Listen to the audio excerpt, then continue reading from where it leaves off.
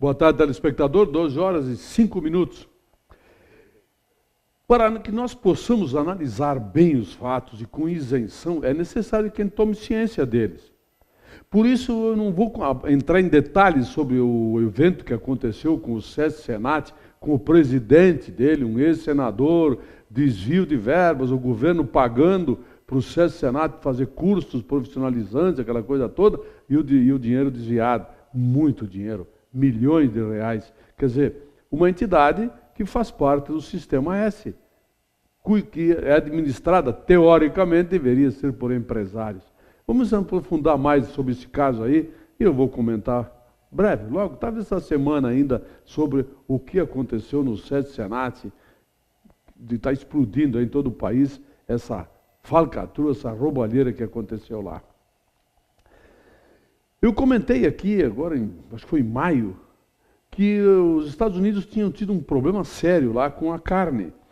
A subida do preço da carne no varejo, algo em torno de 35% a 40%, em razão das nevascas que aconteceram lá, uma neve da doidado que aconteceu nos Estados Unidos, e, obviamente, os pastos ficam prejudicados, prejudica a criação do gado de corte, aquela coisa toda, e a lei da oferta e da procura, que não existe nenhum governo do mundo que consegue revogar ou regulamentar a lei da oferta e da procura. Resultado, o preço da carne subiu lá, porque a oferta era maior que a procura.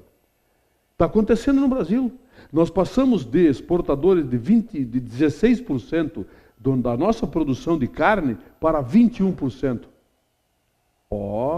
Obviamente, e o poder aquisitivo da população aumentando, população comprando mais carne. Resultado, a carne sobe de preço. Lei da oferta e da procura. Que nenhum governo do mundo, repito, pode revogar. Então está aí, o preço da carne sobe por causa disso. Só que lá, nos Estados Unidos, ele não tem uma imprensa que fica enchendo o saco, bombardeando, porque a inflação, não, é sazonal, aconteceu aquilo, problema de safra, problema de neve, não sei o quê, caiu a produção de gado de corte, tudo bem, administra-se isso. Aqui não. Aqui nós damos cacete no governo, damos cacete em tudo quanto é lado, porque o preço da carne subiu, porque aconteceu exportação e um consumo maior. Queremos aqui revogar a lei da oferta e da procura. É um paizinho chinelão mesmo esse, né? Pelo menos o povinho que tem dentro dele é isso. Mais uma que eu fico tentando entender. Esse tesoureiro do PT, o Delúbio Soares, foi condenado a 6 anos de alguma coisa de prisão. Foi preso, estava preso.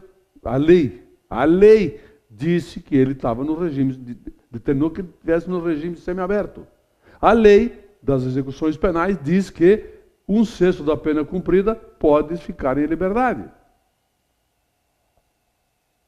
Pois é. É o que está acontecendo. Cristo, mudem a lei. Se vocês querem realmente que as coisas aconteçam diferente, vocês têm que mudar a lei. Aí o Delúbio, o Zé Dirceu, o Fernandinho Beiramar, a Suzane Reistoffen, a família lá do Nardoni, não tem prisão domiciliar. O Abdel Massif também não.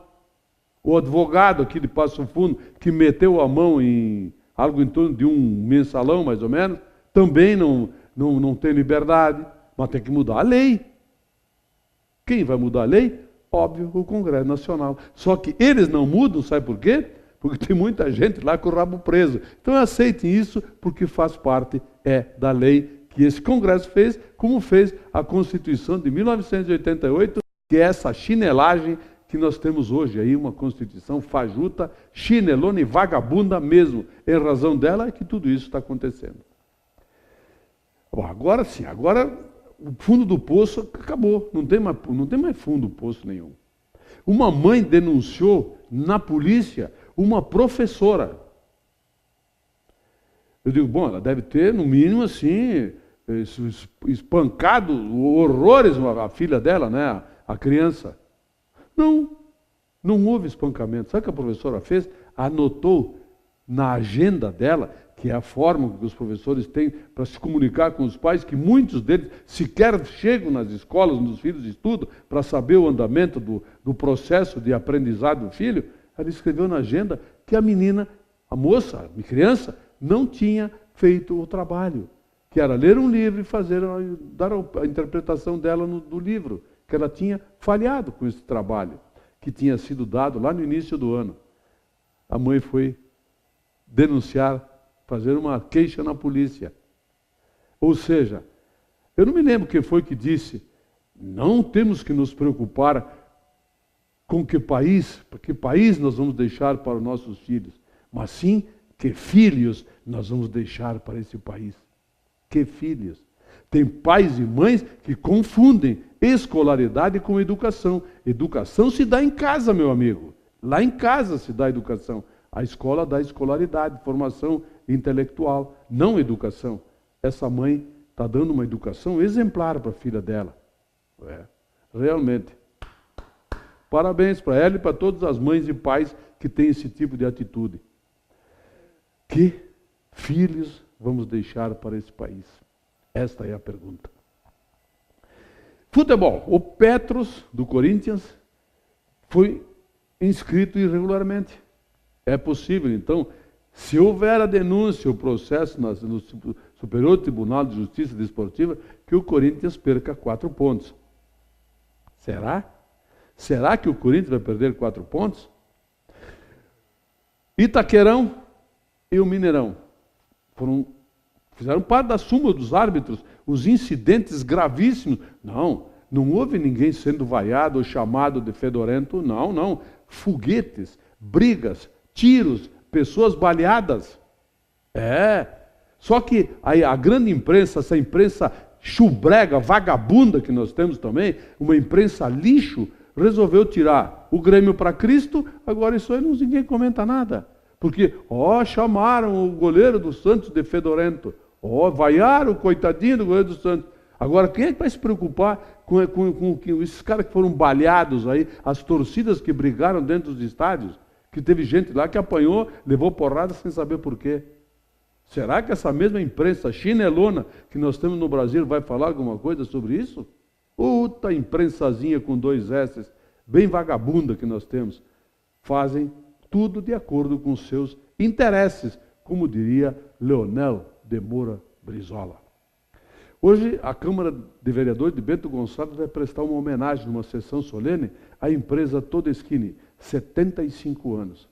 Parabéns para a Câmara de Vereadores por fazer aquilo que todos nós, Bento Gonçalves, gostaríamos de fazer, homenagear a essa empresa que é um dos ícones da indústria aqui de Bento Gonçalves. Parabéns a Todeschini, toda a sua diretoria, seus funcionários, colaboradores, enfim, todos aqueles que de uma forma ou de outra têm algo a ver com essa empresa que nós tanto nos orgulhamos. Parabéns para a Câmara, parabéns para a Todeschini.